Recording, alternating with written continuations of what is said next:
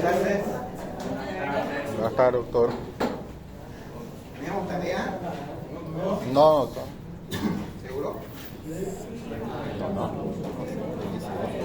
Te voy a dejar tarea en la plataforma, ¿ya? Ya. Esta semana. Pero tenía que dejar en la plataforma, pero Yo ni le dije nada. es en la plataforma lo que El tiene que examen dejar. entonces quedamos que va a ser el 4, ¿no?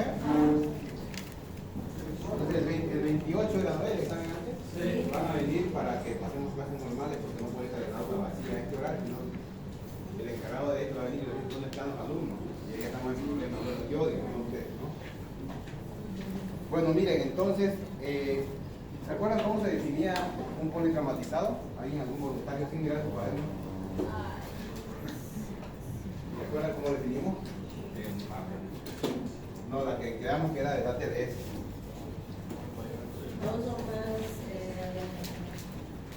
La que dijimos era un ISS mayor igual o mayor a 7, ¿no es? Entonces van a revisar para la otra clase cómo sacar el ISS. Creo que les dije la otra, ¿no? Revisen, vean cómo calcular y cómo sacar el ISS. De todas maneras, yo le voy a dejar la tarea en la plataforma y a su compañera le voy a mandar yo la otra clase que vengamos. Vamos a revisar la tarea, a ver cómo se saca el ISS y yo les voy a dar la diapositiva para que ustedes la puedan imprimir esta diapositiva para el día de su examen. Ya, porque hay que aprenderse como unas 60 cosas que hay que aprenderse. Entonces, imagínense 60 ahí, ustedes buscan entre una, tiene, no sé. Entonces lo van a tener como una tablita, así como su compañero aquí, miren, una tablita ahí, y ustedes van a ver. Dice trauma de tórax, no sé, está, y ustedes buscan a 3 puntos. Ustedes van a poner para que hagan el examen, para que hagan como la práctica, ¿entienden? Para que hagan un caso clínico que lo vamos a ver en la siguiente clase, cómo se hace, ustedes lo van a estudiar para saber cómo vamos a hacer, ¿ok? Entonces estén atentos todos a la plataforma, porque yo voy a hacer una tarea varios minutos para el examen parcial, ¿ok? Entonces, ¿qué hemos quedado en la anterior clase que es la principal causa de muerte en los politraumatizados? Entonces, por tal motivo, debemos entender nosotros qué es lo que pasa en un paciente politraumatizado, ¿sí? Cuando tiene una hemorragia, ¿qué va a llevar a la hemorragia? ¿Va a llevar a qué? A un shock. Y ahí probablemente el paciente o sale de shock o muere. Entonces, clínicamente, ustedes, ¿cómo pueden determinar que un paciente está en shock? ¿Cómo pueden? Taquicardia, hipotensión, pulso filiforme. A ver, ¿cómo ustedes creen que un paciente hemorrágicamente, ustedes pueden determinar, está en shock hipovolémico este paciente? Taquicardia, Hay que ver la presión arterial, la frecuencia cardíaca, la ¿qué más? respiración, La frecuencia respiratoria, ¿qué más? Glasgow El estado de conciencia, ¿no? Glasgow, ¿qué más? y había una ¿Cómo va a estar la presión arterial? disminuida, ¿Alta o baja? disminuida, ¿O normal? baja, ¿Quiénes dicen que debe estar alta?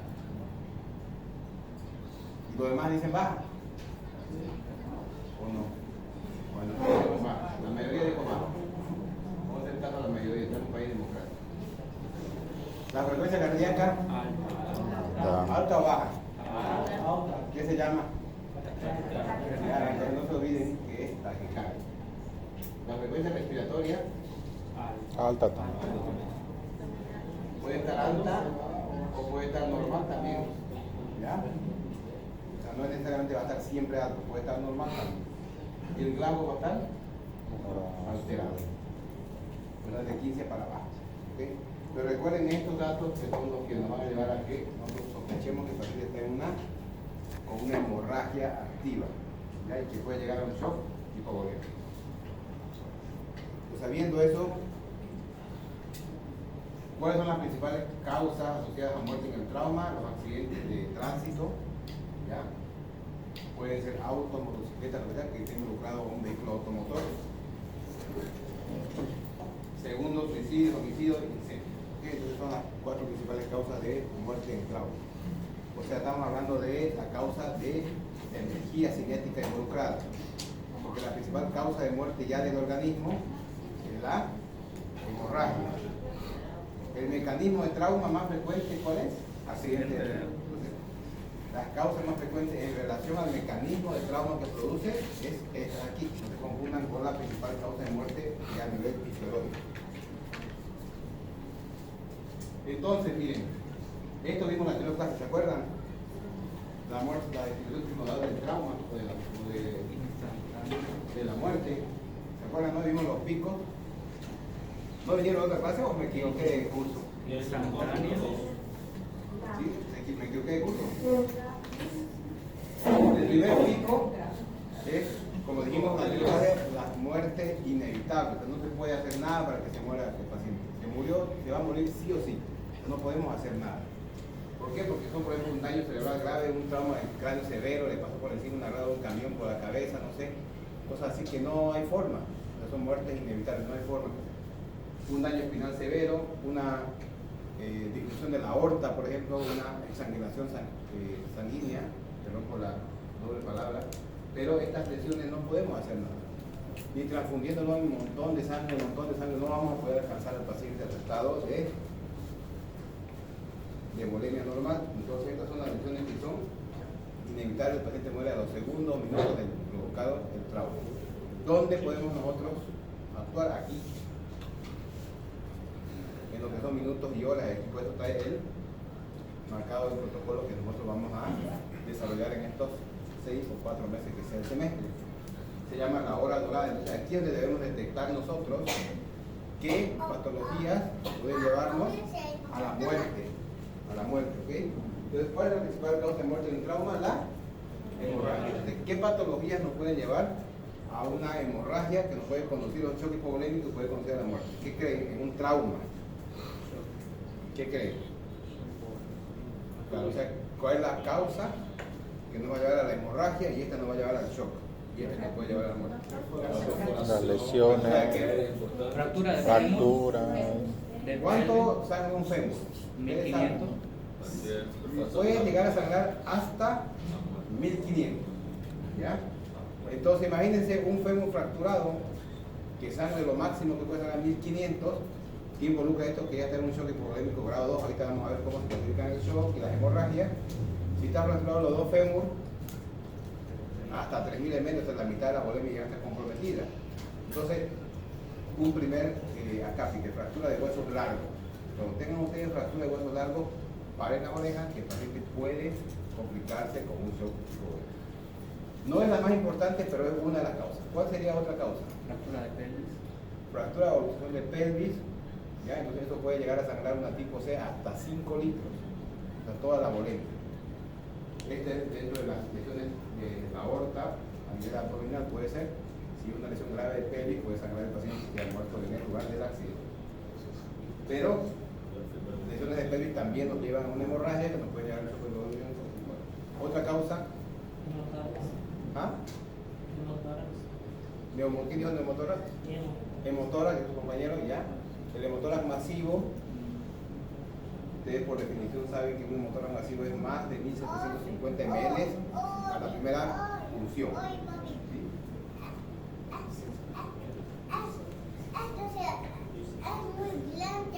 ¿Está bien?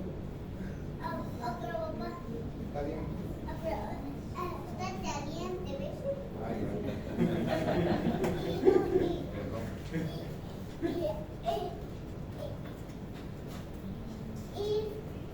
¿Y dónde está una silla fría? Buena idea, papi.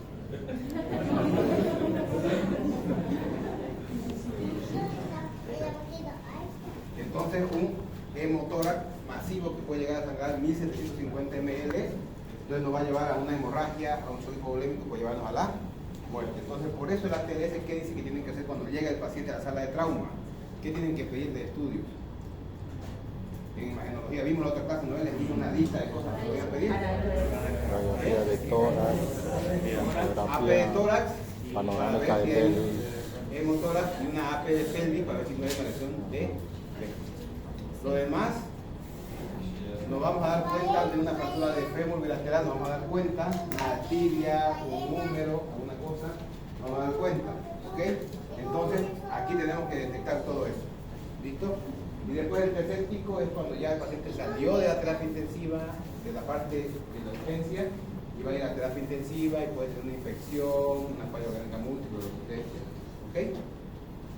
Pero por eso es importante que ustedes sepan que la principal causa de muerte es la hemorragia y tienen que ubicar cuándo o cómo nosotros ver la parte de la hemorragia. El ATLS, como vimos en otra clase, ¿okay? Es ABCD. Esto no se puede alterar. Pero hay una forma que dijimos, ¿no es? La X.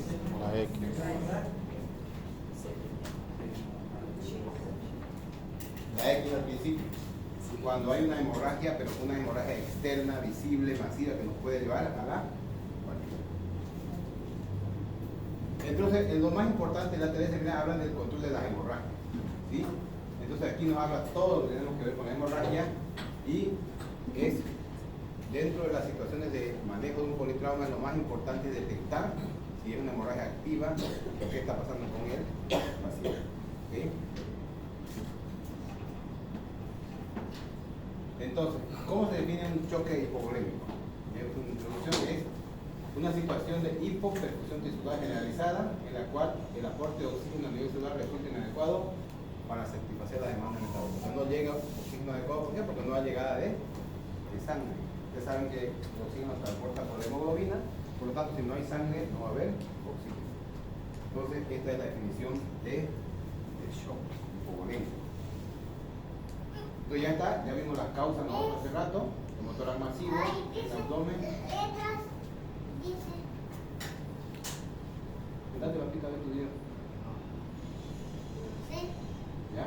Pelvis y en abdomen, ya vamos a ver cuando veamos trama de abdomen, hígado y vaso. Entonces, ¿qué nos dicen en el manejo inicial? Que debemos poner, aparte de nosotros sospechar lo que ya ha pasado, debemos intentar recuperar la volemia de este paciente. Todos los pacientes politraumatizados deben tener esto. Colocar 2 bránulas largas de grueso calibre, una en cada brazo, y infundir 1000 ml de solución fisiológica o cualquier cristaloide que ustedes quieran para que la volemia sea mantenida. Porque recuerden que todos los pacientes politraumatizados que tienen potencialmente una lesión hemorrágica. ¿Okay? Ahorita vamos a ver. Llega el paciente a la sala de trauma y todo paciente que es ISS mayor a 17, que sería definición de politraumatizado, hay que colocar 2 bránulas, 2 canalizarlos, ¿no es? Y el ATLS dice que sea de grueso calibre. ¿Por qué? Porque entra más difusión de líquido. Entonces nos recomienda que sea una número 18 mayor. o 16, si es que lo tenemos. ¿Ya? Y luego con esto, ¿qué hacer? El siguiente paso es 2 litros de solución cristaloide. Cualquiera que ustedes, correcto, ¿no? Cualquiera que ustedes quieran. ¿Qué cristaloides conocen ustedes? Ringer normal, lactato, cero fisiológico, ¿Qué dextrosa. cristaloides conocen ustedes que pueden infundirlo a chorro sin tener ninguna complicación en el paciente? Ringer normal, Fisiológica, Ringer normal, Ringer lactato.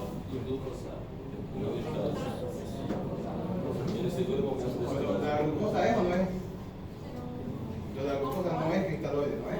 Porque solamente es agua y azúcar, ¿no? La glucosa es lo mismo.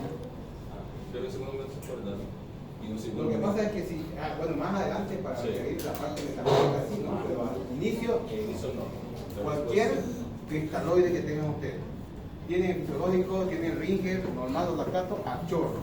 Porque ¿qué dice el libro? Dice que todos los pacientes politraumatizados tienen una hemorragia que probablemente nos va a conducir a un estrés hipovolémico. Antes que llegue el equipo de radio, ves que ya el paciente está ahí en la camilla, pum, pum, pum, llegan los equipos de radio. Entonces todo es sincronizado en equipo, ¿ok? Tenía que mostrarles yo el video, ¿no ven la anterior clase? Sí, también me olvidé de bajarlo ahora, entonces la siguiente más te recuerdo ya, compañera, para el video, para mostrarles cómo es una sala de reanimación. Entonces aquí está lo que decía yo, la infusión de líquido, ¿ok? Las letras. Ya. Dice las letras A, B, C. A ver, ya sabes. Sí. Las letras. Entonces, miren, la clínica de qué es lo que pasa con un paciente.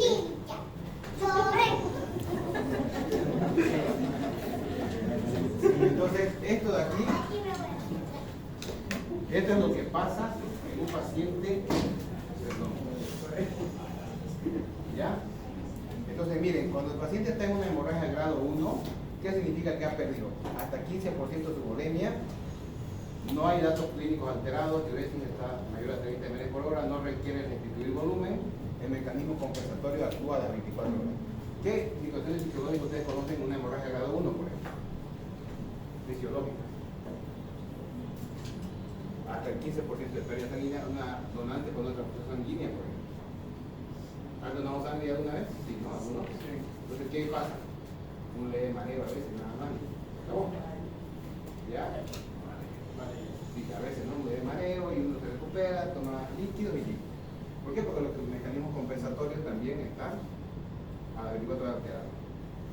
Hasta el 15% de pérdida, digamos, el periodo menstrual en la dama también puede ser hasta el 15% y no tiene ninguna restricción hemodinâmica. Ahora estamos hablando de cuestiones fisiológicas. Pero si tú tienes un volumen circulante total de 5 litros, el 15% son 750 ml, ¿no es? Entonces vos podés perder hasta 750 ml sin que tengas ninguna descompensación hemodinámica. ¿Okay? Una tibia, por ejemplo, el fractura de tibia da 750 ml, una tibia no va a alterar al paciente. Entonces son, en el caso, digamos, ya de más de 1000 ml, vamos a ver qué es lo que anda pasando con el paciente. Entonces, a grado 1, ¿qué tenemos que tratar al paciente? ¿Qué tenemos que hacerle? Nada. Entonces no hay que hacerle nada, reponer líquidos, darle cristaloides, darle sangre, nada. ¿Por qué? Porque los mecanismos compensatorios a las 24 horas van a aparecer para que se recupere completamente el paciente. ¿Ok? En la grado 2 ya, esta pérdida es entre 15 y 30, ya hay taquicardia, ¿sí? Va a haber taquimia y también el pulso va a estar disminuido. El sistema nervioso, como dijeron ustedes, que el glabo está alterado, pero hay datos de ansiedad, miedo, que el paciente va a sentir ese. Él te refiere que está como que ansioso, tiene miedo, una cosa así. ¿Por qué? Porque ya está llegando menos sangre al cerebro, está perdiendo menos, generando menos tejido cerebral. La diuresis va a bajar y hay que restituir con cristaloides. Ustedes tienen un paciente que yo les pongo un caso clínico politraumatizado con una pérdida del 25% de su volemia. ¿Cuál sería su medida inicial para reponer esta misma? El uso de cristaloides. ¿Okay? ¿Cuánto es la volemia normal? Si yo les pongo un caso clínico en el examen, ¿cuánto es la volemia normal? Por lo tanto, en el examen no se acepta calculadoras. ¿Ya? Es nomás cuando uno se acuerda del colegio, ¿Cuánto es lo normal de la volemia normal de cada uno? ¿Alguien se acuerda cuánto es? ¿Cómo es la fórmula? Es 70 ml por kilogramo de peso. Paciente promedio 70 kilos. ¿Cuánto sería más o menos? 409. 1900, ¿no es? Casi 5 litros, lo que dice normalmente, ¿no es? En relación a esto, tenemos que saber cuánto es el 15 o el 30%. ¿Cuánto es el 15 o el 30%? Entonces yo les digo, un paciente de 80 kilos, accidente de tránsito, tiene una pérdida de 1200 ml, ¿en qué grado de hemorragia estaría? Entonces ahí tienen que hacer regla 3 simple, ¿no? Sí. Regla 3, y calcular y me dirían, no, perdió el 27%, estaría en un grado de hemorragia tipo 2.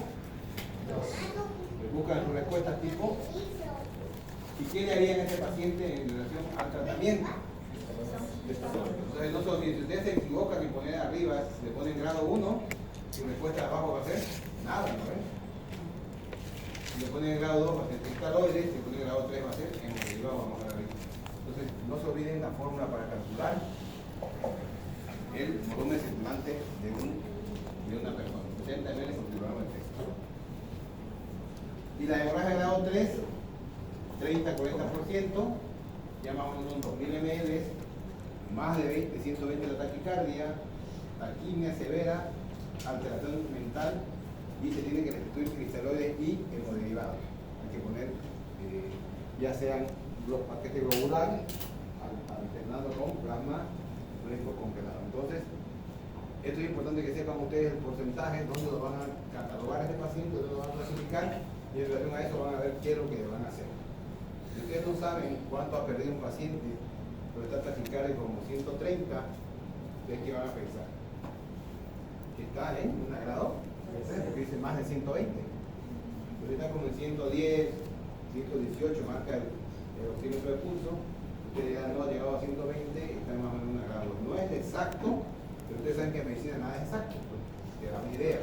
Pero por ahí tú no sabes cuánto ha perdido, cuánto tiene un hemotora, no sabes cuánto tiene de líquido ahí adentro, tiene un trauma de abdomen, no sabes cuánto hay de líquido, no está con 130 taquicardia, este paciente está en un grado 3, hay problemas de líquido medio. Calculan ustedes en relación a la parte clínica del paciente. ¿Ok? ¿Preguntas, dudas con esto? ¿Nada? 21% sería. ¿Cuánto? 21%. Está bien. ¿Todavía entra en agrado? Y de hemorragia de grado 4, más del 40%, riesgo de muerte, ya es más de 140, porque ya está al borde de hacer una fibrilación y un paro. Hay una depresión total y hay que responder sangre y psicológico. Hay una regla que dice la TS, pérdida más del 50% da lugar a una pérdida de la conciencia del pulso y de la presión arterial. Si tú tienes una pérdida más de 2000 ml, 2500 ml, y el paciente va a tener la conciencia, el pulso se altera, la presión arterial también cae demasiado.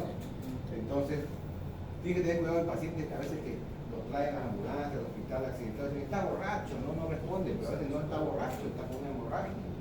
Una vez nos trajeron a la clínica un paciente, nos llamaron, me venían a la ambulancia y nos dicen, nosotros tenemos un paciente, tiene fractura de fémur nada más, pero está muy irritable, entonces le pusimos midazolam un poquito para que se tranquilice. Yo dije, ¿está bien la consulta que hicieron o no está bien?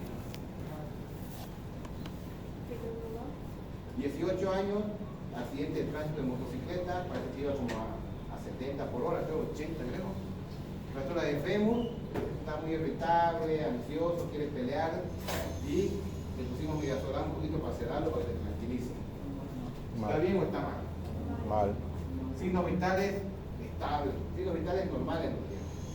Error nuestro, ¿qué fue? Preguntar cuánto es normal para ti, ¿no? ¿Cuánto es la presión en número? ¿Cuánto es la frecuencia cardíaca en número? Que me dicen, no, pues está en 120, yo pienso que está mal, ¿no? Presión arterial 70-40, está hipotenso, está taquicárdico, hipotenso. Entonces le pusieron midazolam y lo tranquilizaron al paciente. Entonces cuando llegó el paciente a la sala de emergencia, paciente pálido, taquicárdico, hipotenso, alteración del estado mental, frecuencia cardíaca tenía 130, presión 70-40 como les dije, y taquicárdico, diaporético y no respondía a estímulos, porque uno que le pusieron el midazolam y otro que el paciente ya estaba en un estado de shock hipovolémico. No le hicieron la radiografía de tórax, ¿por qué? Porque se enfocaron más en el fémur, que está evidentemente en la fractura de fémur. Pero recuerden ustedes, nunca se pasen por alto las radiografías de tórax y de pelvis, nunca, por nada del mundo. Siempre es preferible que te digan, está normal, a que te digan, ¿por qué no le tomaste una radiografía de tórax? Entonces, hicimos la radiografía de tórax en emergencia y ¿qué te tienen? Había un hemotórax, había una fractura de fémur, entonces el paciente le pusieron un tubo de tórax, tenía 1500 en el tórax, más 1500 de fémur, probablemente 3000, entonces justificaba su estado de ansiedad, de irritabilidad del paciente, no justificaba. Y el midazolam, más vasodilatación, baja la presión, aumenta la frecuencia, y lo estábamos complicando al paciente. Entonces, más bien el paciente pudo salir de todo este problema y bueno, ya lo vimos hace un tiempo atrás, está caminando, todo bien. Pero recuerden, todos los pacientes politraumatizados nunca se salten el protocolo, siempre cumplan. Por más que le digan exagerado, preferible es exagerado a que quede corto en medicina, ¿okay? Sobre todo en emergencia. Pues si en la consulta externa el paciente está más tranquilo, ya le duele, no sé, que viene de tiempo, más acá. En la emergencia hay que ser estricto con los protocolos de manejo de los pacientes. ¿Hay alguna duda con la clasificación de la hemorragia? Nada, bueno. Pues entonces ahora aquí está un resumen, eso lo van a tener ustedes en su celular. Llegando a la casa se lo paso a su compañera, para que lo tengan ustedes y vean cómo se clasifica, cómo lo clasificamos nosotros, cómo le hicimos un resumen para que tengan ustedes más o menos clara la idea de cómo se clasifica la hemorragia en relación a la pérdida sanguínea. ¿Okay? Ahora, ya una vez instaurado el choque hipovolémico, el paciente está con una hemorragia, llegó a tener un choque hipovolémico, entonces, ¿cómo va esta fase? ¿Cómo empieza el choque hipovolémico? Porque va en fases. Tú tienes un paciente politraumatizado, tienes una hemorragia, no la controla la hemorragia, el paciente ¿qué va a hacer? Va a empezar el mecanismo compensatorio y va a empezar la fase de inicio del shock. Lo ideal es que tú al paciente lo puedas recuperar antes de que inicie el shock o en las primeras dos fases de iniciado el shock hipovolémico. ¿Ok? Porque vamos a ver en unas dos diapositivas más por qué vamos a hacer esto. Entonces, ¿qué pasa? El paciente está en una hemorragia. No compensamos la hemorragia o no detectamos el foco de la hemorragia, inmediatamente el cuerpo hace ¿qué?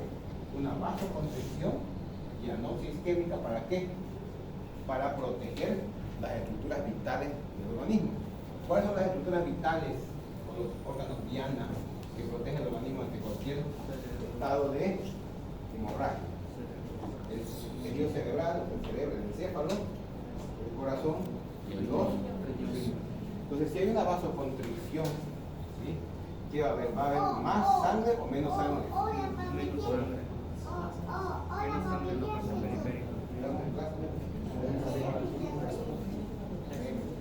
Si hay una vasoconstricción, ¿qué hay? ¿Llega más sangre o llega menos sangre? Entonces va a haber una vasoconstricción, ¿dónde va a haber?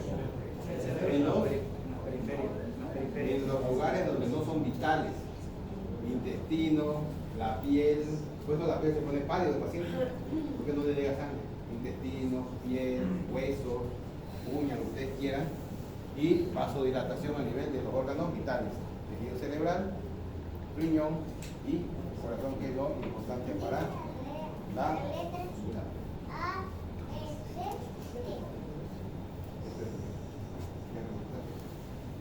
Entonces, después de haber una vasoconstricción, ¿qué va a haber? El espacio vascular se va a ver, si tiene una expresión, o sea, se va a exprimir todo lo que haya de sangre circulando en piel, intestino y todo. ¿Para qué? Para que esa sangre que no se está utilizando llegue mejor a los órganos vitales del paciente. Entonces, aquí es donde el paciente puede todavía recuperarse por completo. Si nosotros llegamos a esta fase de aquí y lo recuperamos al paciente, vamos a tener la posibilidad de que el paciente pueda tener ninguna repercusión más adelante. Entonces, la primera fase es la vasoconstricción, la segunda la expresión del espacio vascular del que no es funcional para el cuerpo, y aquí es donde ya empieza el problema en los pacientes. Si nosotros llegamos a que el paciente tenga una acidosis, ¿qué tipo de acidosis creen que puede tener este paciente? ¿Qué tipo de acidosis conocen? Una metabólica va a tener. Metabólica y respiratoria.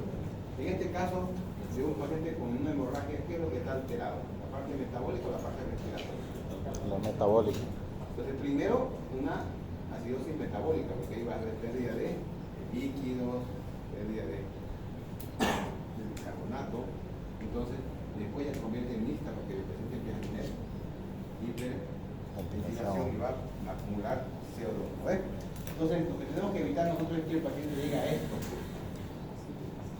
¿Por qué creen que es importante que el paciente no llegue a una acidosis? ¿Se acuerda alguien o sabe alguien cuál es la triada de la muerte? La triada mortal, parece película de terror, ¿no? La triada de la muerte. Ahorita vamos a ver. Entonces tenemos que evitar que llegue a la acidosis. Si el paciente llega a la acidosis, va a haber una alteración de la coagulación, acidosis, alteración de la coagulación.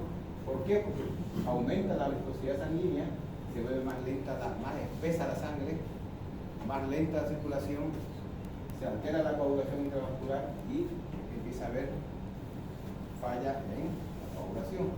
Entonces, ¿qué va a venir después? El estado de choque irreversible. ¿Han escuchado una vez que el paciente está en un choque irreversible? Ya tiene paso activo, dopamina, noradrenalina, adrenalina, todo, y no revierte, no sale también. Está con bomba de difusión continua, dopamina, y todo, no baja la taquicardia y no sube la presión. Entonces llegó a un estado de choque irreversible. ¿Por qué? Porque esa acidosis que empezamos llevó a que se complique con una alteración en la viscosidad sanguínea, alteración de la coagulación, y el paciente va a entrar en una hipotermia. Entonces, ¿qué es esto? Aquí está. La triada de la muerte es esto. Si el paciente tiene acidosis, hipotermia y una coagulopatía, el paciente casi 99% de qué? Fallece. Entonces se llama la triada de la muerte. Entonces tenemos que evitar, ¿qué tenemos que evitar nosotros? Que el paciente haga una Acidosis. pero sí, pregunta de examen, pregunta de la residencia, pregunta donde ustedes vayan, es pregunta clásica.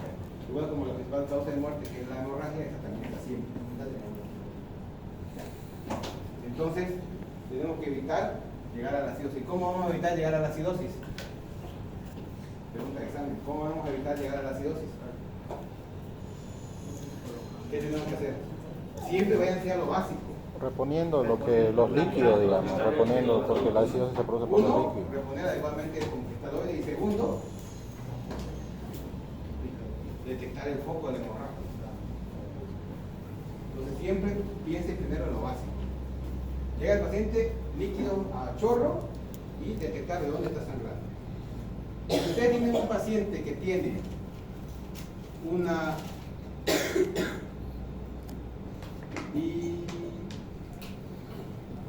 hipotensión arterial con una taquicardia, ¿qué les está diciendo? Que tiene que una hemorragia, ¿no es? ¿O no? Y si tienen un paciente que tiene hipotensión, accidente de tránsito, tienen un paciente que iban dos en una moto, chocaron, y el paciente A tiene hipotensión de 60-30 y una frecuencia cardíaca de 140. Paciente A. El paciente B, el mismo de la moto, tiene una hipotensión de 70-40 y tiene una frecuencia cardíaca de 78. ¿Cuál es el diagnóstico? Le vamos a poner aquí 60. ¿Cuál es el diagnóstico del paciente de la A? Diagnóstico. Está en shock. ¿Los dos están en shock o no? Ya bueno, los dos están en shock. Los dos están en shock. ¿Pero qué tipo de shock tiene A? A no ser que tuviera el paciente con una infección severa yendo en la moto, se choca y tiene una... Pero no, estaban días de trabajo los dos. Dos amigos saliendo de su casa temprano, desayunando bien y se van a su trabajo. Chocaron en la moto, el A y el B, esos son los signos vitales que tenemos del A y el B. Pregunta de examen, diagnóstico de la A. No hay ningún grado de hemorragia frecuente. Es fase de shock. Fase 3 y fase 1. No hay ni fase nada. Diagnóstico, porque cuando ustedes me digan, digamos, un shock hipovolémico o una hemorragia tipo 3, digamos, ya ustedes ya catalogaron cuánto ha perdido de sangre, ¿no ves? Pero si no han catalogado todavía, indirectamente pueden saber, dijimos, ¿no ves? Si ustedes le quieren poner un shock hipovolémico con una hemorragia tipo 3, está bien. Si le quieren poner un shock hipovolémico, también está bien. Porque puede ser que la pregunta yo les diga, se hizo una radiografía de tórax, encontró una imagen radiopática correspondiente a un hemotórax, le daron el tórax y salieron 1500 ml de contenido sanguíneo. Ahí sí, yo voy a esperar de ustedes que digan que un shock hipovolémico y una hemorragia grado, de acuerdo a lo que ustedes calculen, así. Pero en ningún lado de la pregunta decía cuánto pesaba el paciente. ¿De cómo van a saber ustedes cuánto tenía de volumen circulante para saber cuánto de porcentaje tiene? Se puede hacer por medio de la fórmula de presión arterial sobre frecuencia cardíaca. Podría hacerlo, pero está en una presión que no está normal, digamos, y una presión alterada. Lo que van a hacer ustedes van a calcular como si fuera un promedio de 70 kilos que tenga 5.000 ml. Ya, para hacer un número redondo. O le ponemos 4.932. No, es más complicado, lo van a hacer ustedes a mano. Entonces ustedes no tienen peso y dicen, 5 litros tiene el paciente, ¿verdad? Creen que tiene 5. Pero si dicen de 63 kilos, ya ustedes corresponde convertirlo a ml y todo. Está claro, no se complica eso, ¿no es? No, por eso yo les voy a preguntar ahora, ¿cuál es el diagnóstico del paciente A? Eran compañeros, iban en la misma moto, y uno está así y otro está así. Frecuencia cardíaca. Si quieren, este es el chofer y este es el acompañante, o si quieren, este es el acompañante y este es el chofer de la moto. Como quieran, pero estaban en la misma moto. Diagnóstico de la A. A ver, un compañero de ustedes dice opción A, shock séptico. Listo. Inciso B, ¿quién se anima a decir otro diagnóstico? Shock, allá en Coro dijeron shock hipovolémico. Shock hipovolémico. Inciso C, ¿qué es otra opción? Cardiogénico. Shock cardiogénico, muy largo. Hemorrágico. ¿Otra opción? ¿Nada más? Bueno, ¿quiénes dicen prohibido no levantar la mano? Prohibido, aquí, bueno, aquí hay una. De ninguno. O de todos. Se complica, ¿no? ¿Quién dice que es A? Nadie, ni el que dio la opción.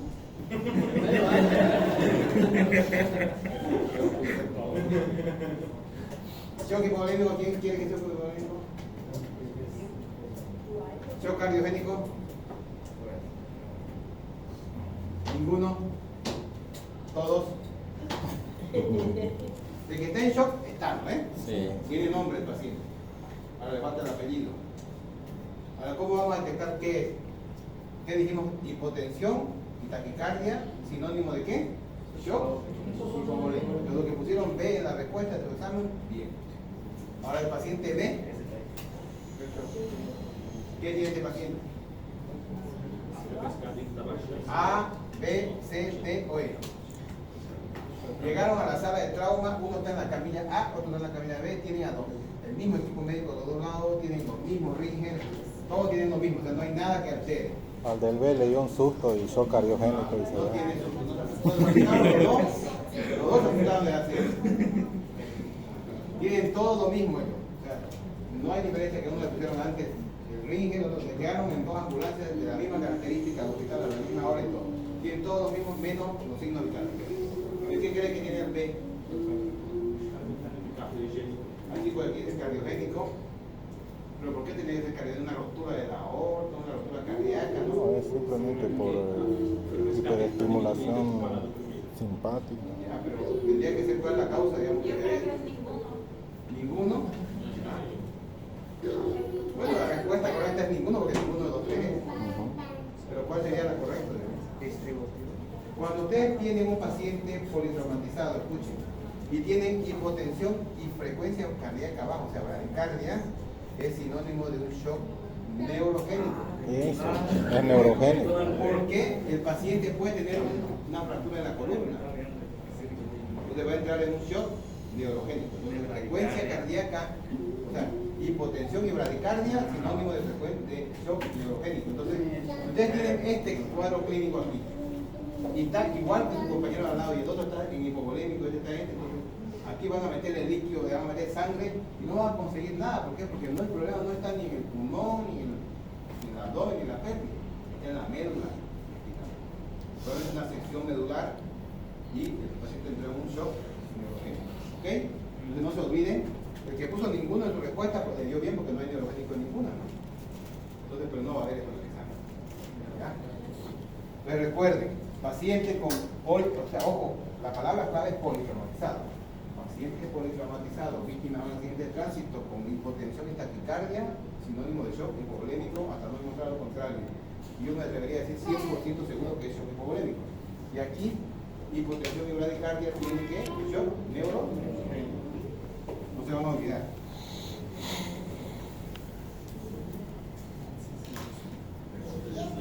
Como 5 preguntas le he dado de examen, ¿no? Así que prohibido aplazarse. Ha hecho 3 ¿Ah? Esos números, los mismos. ¿Sí?